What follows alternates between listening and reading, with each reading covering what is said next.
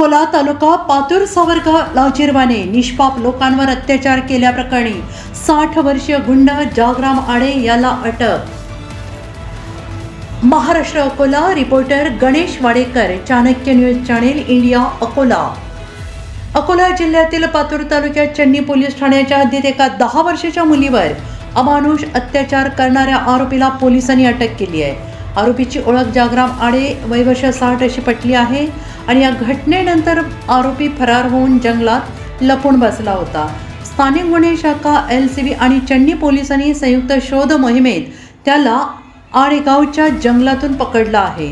मिळालेल्या माहितीनुसार सावरगावमध्ये राहणारे पीडितेचे आई वडील शेतात कामासाठी बाहेर गेलेले असताना शेजारी असलेल्या जागराम आडेला ती मुलगी एकटी आढळली आणि त्याने हे घृणास्पद कृत्य केले। जेव्हा मुलीने आपल्यावर झालेल्या अत्याचाराबद्दल कुटुंबाला सांगितले तेव्हा ते हादरून गेले।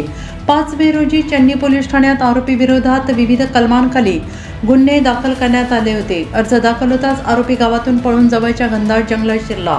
पोलीस अधीक्षक अर्चित चंदाक यांच्या मार्गदर्शनाखाली अनेक पोलीस पथके आणि वन विभागाचे कर्मचारी तैनात करण्यात आले होते। अधिकारी आरोपीचा शोध घेत होते। ड्रोन आणि तांत्रिक निगराणीच्या मदतीने आरोपीचा ठावठिकाणा लागला। आळेगाव वनक्षेत्राजवळ नाकाबंदी आणि शोध मोहिमेनंतर त्याला अटक करण्यात आली। या घटनेनंतर सावरगाव आणि आसपासच्या परिसरात संतापाची लाट उसळली। आरोपीच्या अटकेनंतर गावकऱ्यांनी सुटकेचा निश्वास सोडलेला आहे, तरीही परिसरातील तणाव लक्षात घेता पोलीस सतर्क आहेत। आरोपीला न्यायालयात हजर केलं जाईल आणि पोलीस कोठडीची मागणी केली जाईल। बंजारा ठीक है भाऊ, बंजारा तू अरे आता का हम देखे दाबल हो ना आराम हमें देखन जब भाऊ होना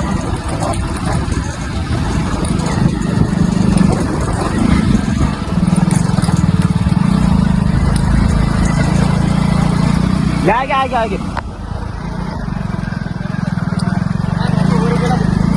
बंजारा तो बंजारा चल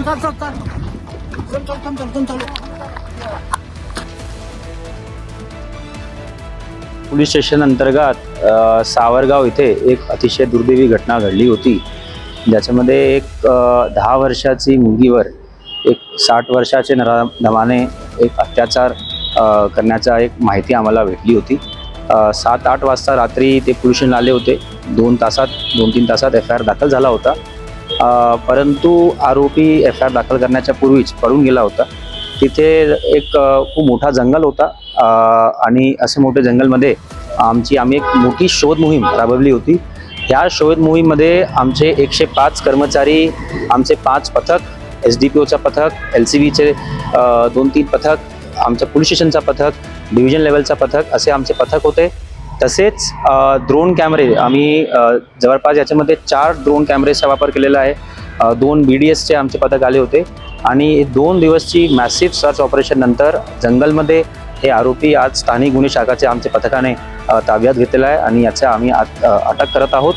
तसेच या गुन्ह्यामध्ये सर्व प्रोफेशनल इन्व्हेस्टिगेशनची जे पद्धत असतात, ई-साक्ष, फॉरेन्सिक व्हॅन, मेडिकल रिपोर्ट, जबाब नोंदणी हे सर्व व्यवस्थित होणार, व्हिडिओग्राफी, फोटोग्राफी व्यवस्थित होणार आणि माझे स्तरावर मी सुद्धा या गुन्ह्याचा व्हिडिओ मॉनिटर करणार आहोत, अपडेट घेणार आहोत।